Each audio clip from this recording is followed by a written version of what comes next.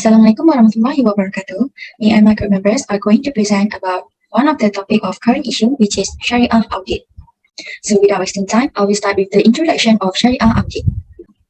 Okay, so basically Shariah audits are periodic assessments conducted to provide an independent assessment and objective assurance designed to add value and improve the degree of compliance in relation to the IFI or Islamic Financial Institution business operations, with the main goal of ensuring a sound and effective Shariah compliance internal control system. Shariah auditing is the examination of an IFI adherence to the Shariah in all of its activities, particularly the financial statements and other operational components of the IFI that are subject to the risk of non-compliance, such as products, technology supporting operations, operational processes, people involved in key areas of risk, documentations and contracts, policies and procedures, and other activities that require adherence to Shariah. Next is the objective of Shariah audit. So objective of Shariah audit is to allow the auditor to give an opinion that the financial statement is prepared in all material respects in accordance with the Shariah Supervisory Board of Islamic Financial Institutions, fatwas, rulings and guidelines, the Accounting and Auditing Organization for Islamic Financial Institutions, or in short, AAOIFI accounting standards, national accounting standards and practice, also relevant legislation and regulations in the country where the Islamic financial institutions are located. Now, let's see the scope of Shariah audit. So, scope of Shariah audit would also include all aspects of the IFI business operations and activities, as well as audit of the IFI financial statements in the occasion that the audit is conducted by external auditors. And the IFI must be satisfied that the focus of the external auditor's Shariah audit is comprehensive, including compliance audits on organizational structure, people, processes, and information technology application system. And the last one is a review of the adequacy of the IFI financial statements. Now let's go through with the function of Shariah audit. The Shariah auditor must be competent to conduct the Shariah audit duties according to the newest Bank Negara Malaysia Shariah governance, which are, the first one is to establish an audit methodology to assess the risk profile and vulnerabilities of each auditable area, and then to generate an audit plan for the assignments to be performed, and created clearly documented audit programs that provide guidance to the internal auditors in gathering information, auditing procedures, and audit assessment. And last but not least is to communicate results to the board and Shariah committee through an audit report detailing the audit findings and recommendations for rectification measures, as well as the auditor's responses and action plans. Okay, now let's see the differences between conventional audit and Shariah audit. So the first element is three-party relationship. So for conventional audit is entity, auditor, and user. And for Shariah audit is entity, auditor, and broader range of users. And next element is appropriate subject matter. For conventional audit is financial statement assertions, and for Shariah audit is processes, contracts, personnel, systems, performance, and financial statements. Next element is suitable criteria. For conventional audit is International Financial Reporting Standards or IFRS, and for Shariah audit is Shariah Principles and Rules, AAOIFI standards, and also appropriate parts of IFRS. The next element is sources of evidence. For conventional audit is documented evidence obtained through observations, vouching, and verification of documents. Meanwhile, for Shariah audit is SSB rulings, fatwas of international and national fiqh boards, plus all other conventional evidence. And the last element is reporting document. For conventional audit is standard audit report prepared by auditor. Meanwhile, for Shariah audit is a more detailed report prepared by a Shariah auditor. Next, let's go through with the Sharia governance framework. Okay, so basically, Sharia governance framework involves a set of institutional and organizational procedure that an IFI uses to guarantee that Sharia compliance is effectively monitored by an impartial third party. Sharia governance is critical to the stability of the Islamic financial system. The establishment of a good Sharia governance structure boosts public trust in Islamic financial organizations' integrity, management, and commercial operations. The Sharia governance framework for IFI, which was implemented in 2011, has played a crucial role in ensuring that Malaysia's Islamic finance industry developed in a stable and orderly manner. The framework, in particular, has resulted in institutionalization of governance structures, rules, and processes in order to enhance end-to-end Sharia compliance in Islamic financial transactions. Next is objective of Sharia governance framework.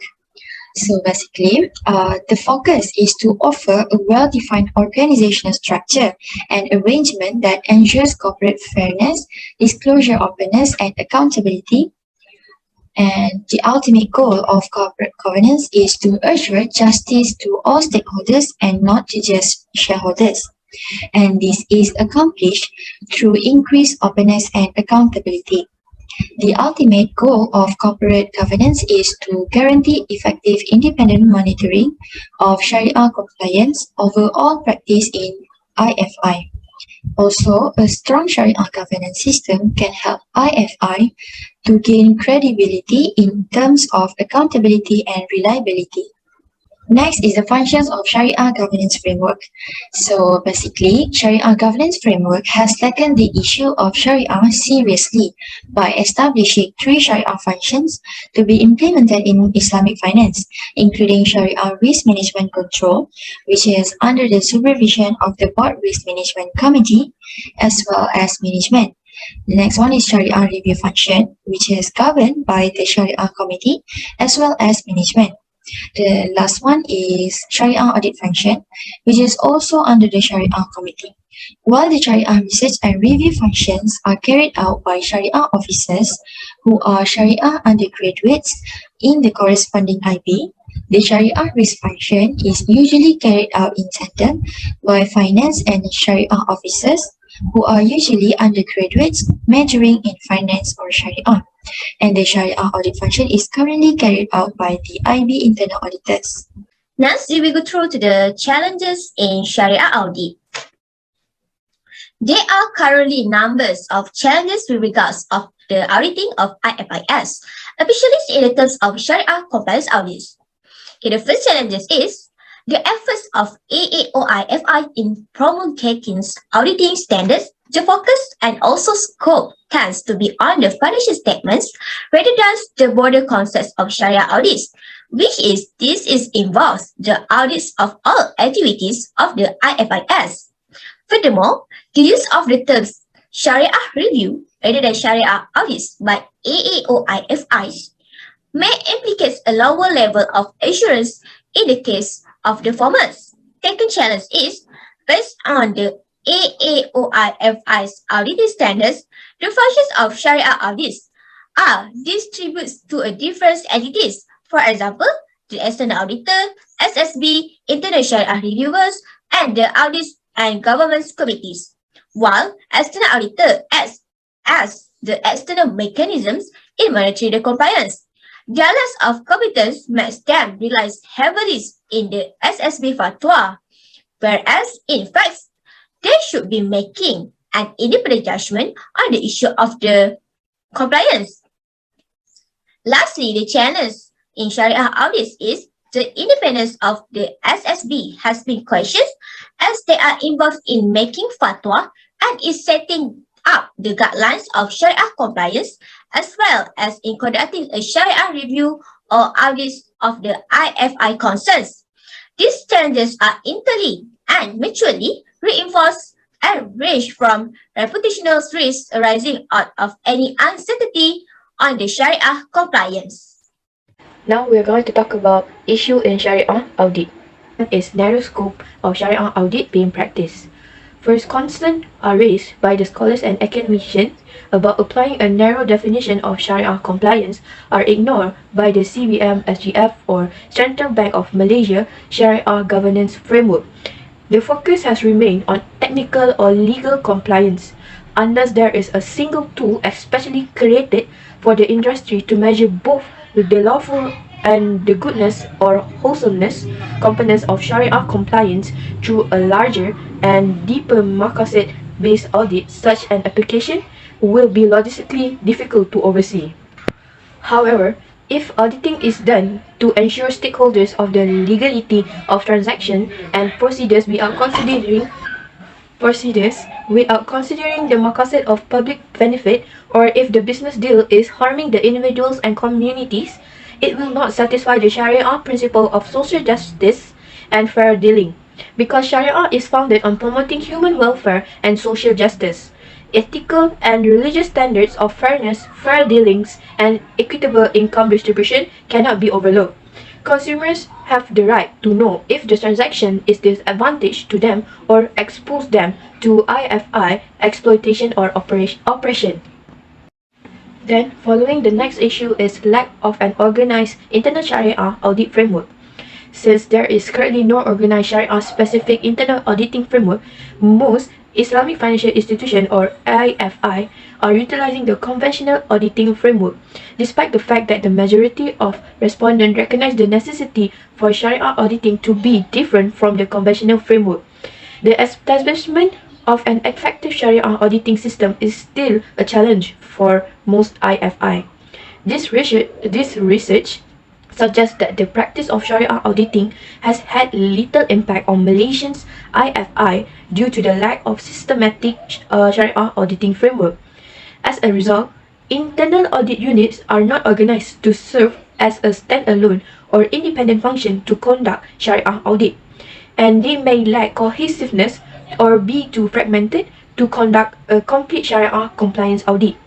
Because internal Sharia auditing is regarded as a critical component of the Sharia governance framework, the industry urgently needs a comprehensive framework that can give precise recommendations for conducting Sharia audit using a standard audit architecture or mechanics.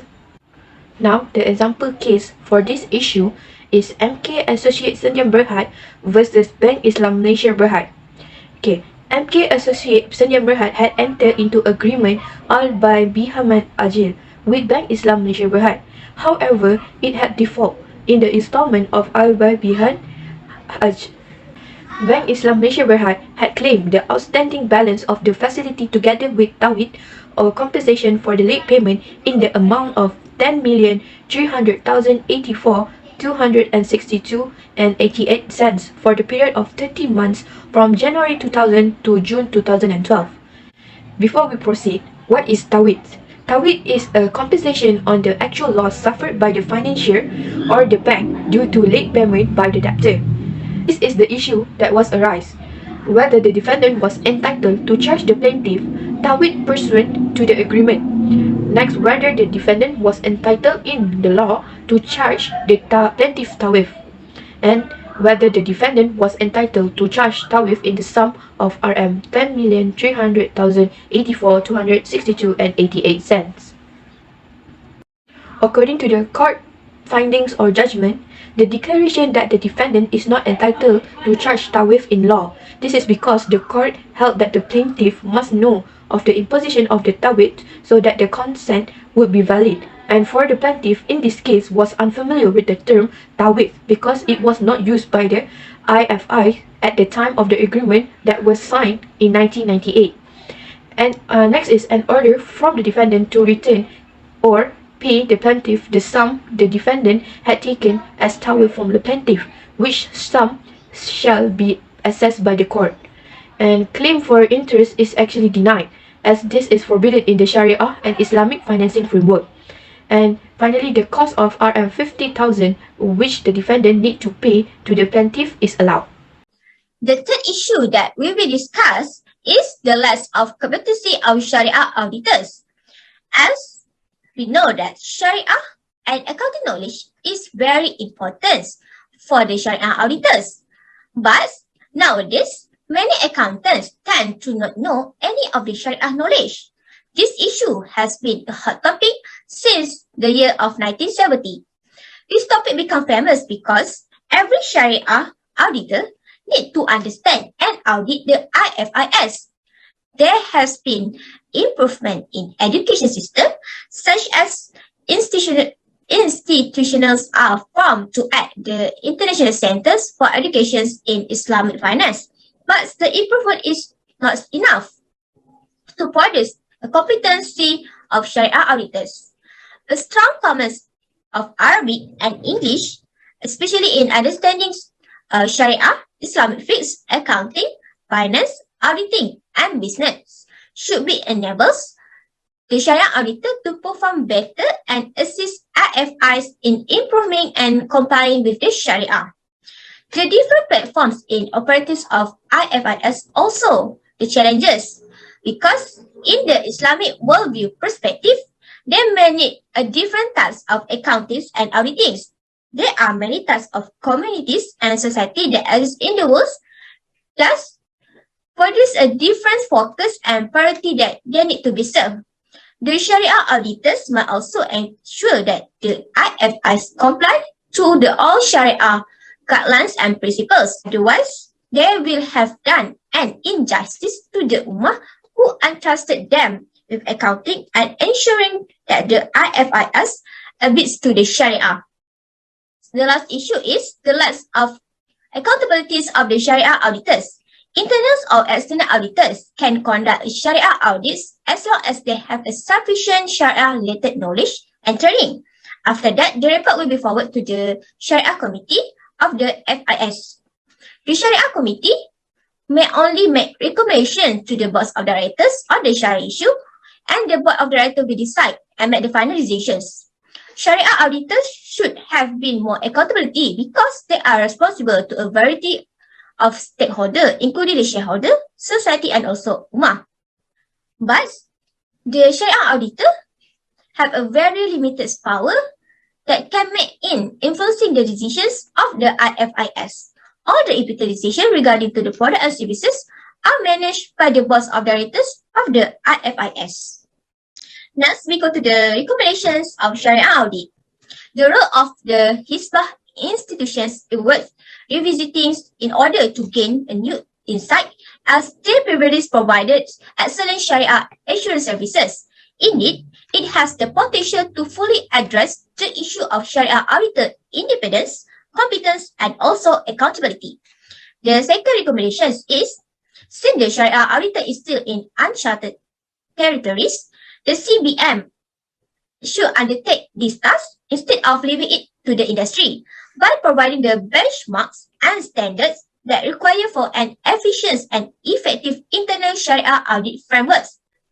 The third recommendation is IFIS in Malaysia should establish an audit charter that will be Sharia that reflect the Sharia missions in their organization visions of the scope, purpose, authority, accountability, and the responsibility for the internal Sharia auditing departments. A specific Sharia audit charter will ensure that the internal auditing will be integrated and holistic.